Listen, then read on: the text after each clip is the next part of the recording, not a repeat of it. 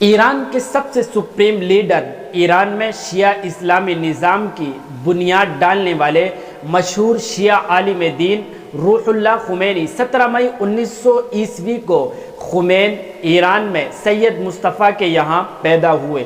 ان کے آباء و اجداد 18ویں صدی عیسوی کے آخر میں اپنے وطن نیشاپور خراسان سے انڈیا آ گئے تھے۔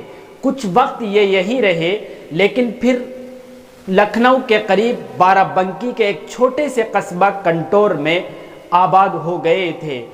روح اللہ خمینی کے دادا تقریباً 40 سال کی عمر میں اودھ کے نواب کے ساتھ عراق کی مقدس جگہوں کو دیکھنے کے لیے گئے، پھر وہاں سے ایران کی کچھ خاص جگہوں کی زیارت کرنے کے لیے گئے۔ اسی سفر کے دوران وہ ایران کے خمین نام کے ایک گاؤں میں بس گئے اور پھر وہیں رہنے لگے۔ وہیں روح اللہ خمینی پیدا ہوئے تھے۔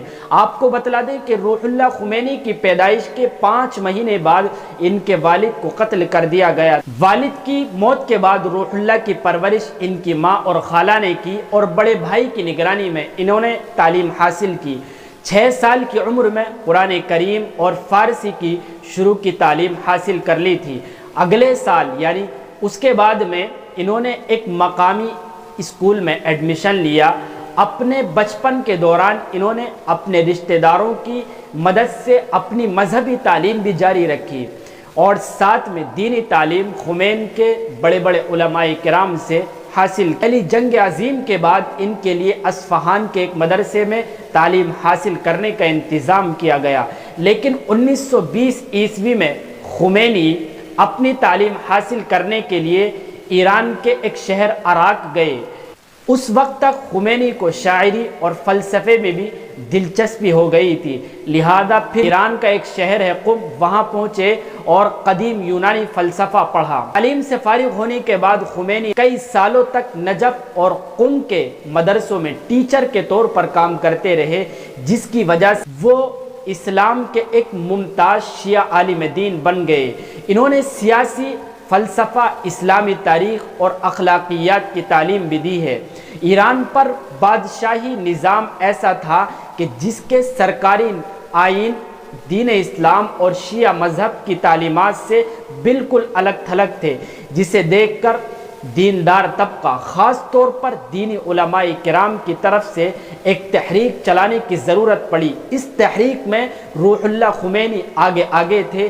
اسی تحریک اور حکومت کے خلاف بغاوت کرنے کی وجہ سے پہلوی بادشاہ نے ان کو ایران سے جلا وطن کر دیا تھا، یعنی ایران سے باہر نکال دیا تھا۔ ایران سے جلا وطن کر دینے کے بعد بھی یہ جہاں جہاں رہے، مثلا ترکی، عراق، فرانس وغیرہ میں حکومت کے خلاف اپنی تمام کوششیں کرتے رہے۔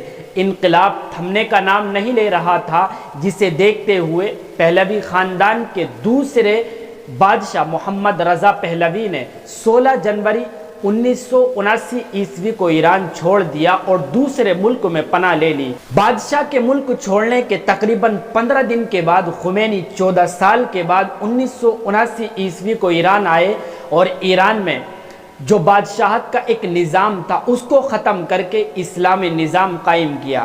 یوں 11 فروری 1979 عیسوی کو ایران میں اسلامی انقلاب کامیاب ہوا۔ کچھ مہینوں کے بعد 1980 عیسوی کے پہلے مہینے میں جمہوری اسلامی نظام نافذ ہوا اور کچھ ہی دنوں کے بعد میں ملک کا آئینی دستور تیار کیا گیا۔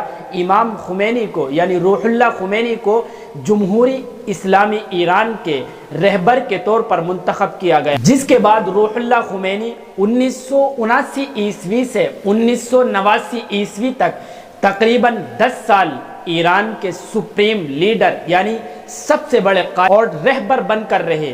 ایران کی مضبوطی، قانون کی شروعات، بہت سے مسائل سے مقابلہ، ایران اور عراق کی 8 سالہ جنگ کی قیادت، عراق کی جانب سے صلح کو قبول کرنا جیسے بڑے اہم مسائل روح اللہ خمینی کے اہم کارناموں میں سے ہیں۔